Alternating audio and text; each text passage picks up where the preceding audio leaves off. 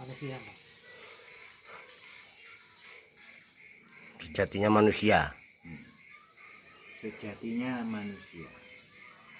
Tahu kan? Sejatinya manusia itu kalau kita ngomong versi Jawa, batang urip. Bahasa Indonesianya bangkai hidup. Itulah manusia. Versi Jawa ya. Versi Jawa. Manusia itu batang urip. Bahasa Indonesianya manusia itu bangkai hidup. Sama ngerti nggak istilahnya? Mati sak jroning urip, sak jroning mati. Ya, mati sak jroning urip, urip sak jroning mati. Ya. Hidup tapi mati. Dibilang mati tapi hidup, itu apa? Jadi tak jawab. Dibilang hidup tapi mati, dibilang mati tapi hidup. Itulah orang tidur, Pak.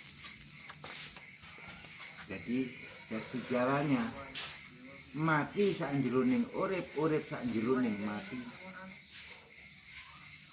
Itulah manusia sebenarnya. Jadi apa sih sebenarnya kita ini? Kita ini loh cuma bangkai hidup. Sejatinya urip. Sejatinya hidup beda lagi dengan sejatinya manusia. Beda. Kalau sejatinya manusia, Pak, ya bangkai hidup. Kopi dulu, kopi dulu. Enggak perlu. Mahkota. Sejatinya hidup.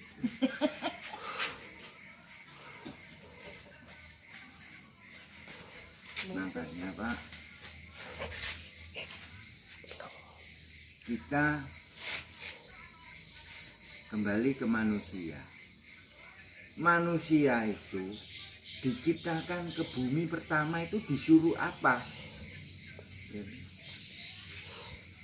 Manusia itu diciptakan, diturunkan ke bumi pertama disuruh mengenal.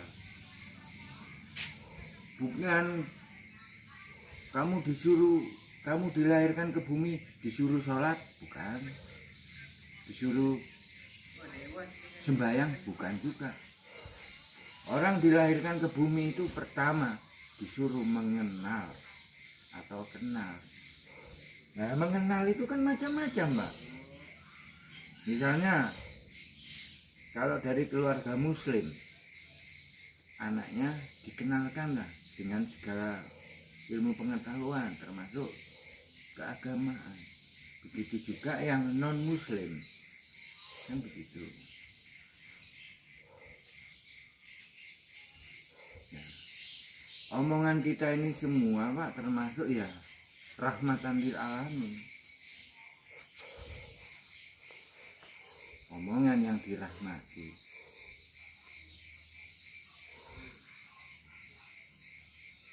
Jadi memang modal utama hidup itu, Pak, yaitu tadi sabar dan tawakal.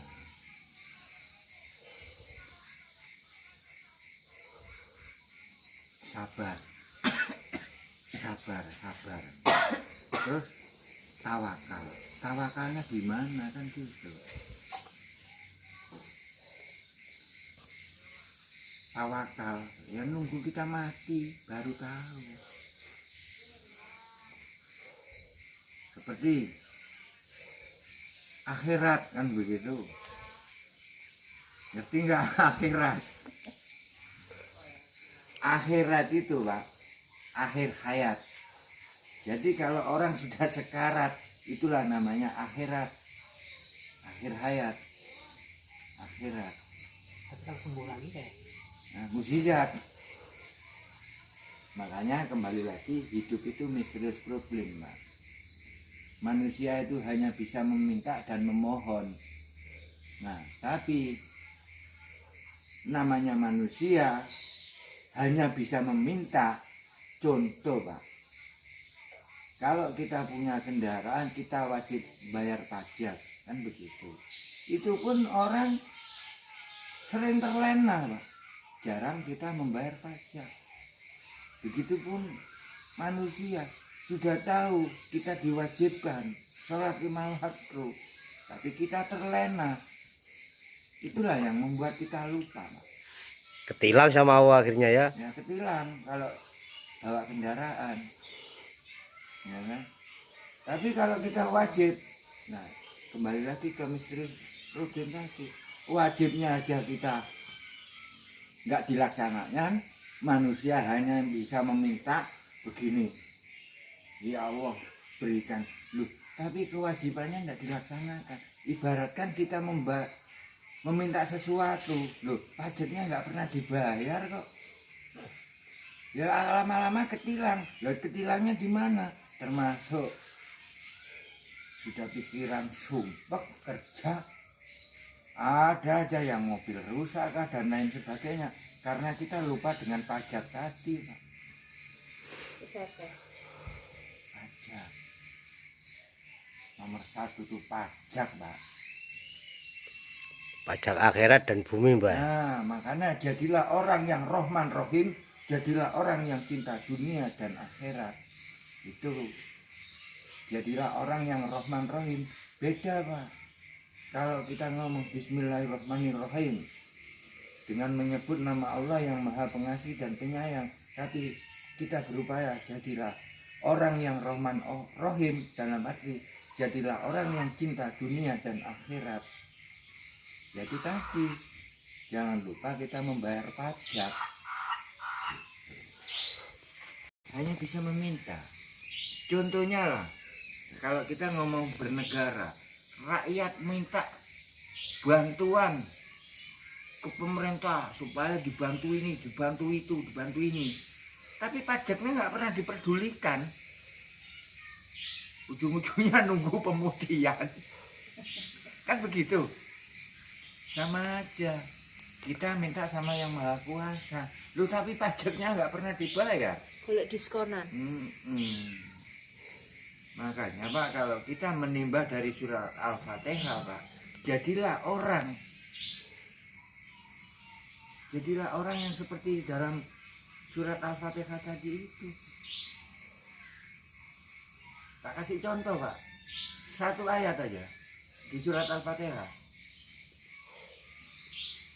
yang berbunyi Ihdinas siratal mustaqim. Ihdinas siratal mustaqim. Jadilah kita orang yang lurus-lurus saja.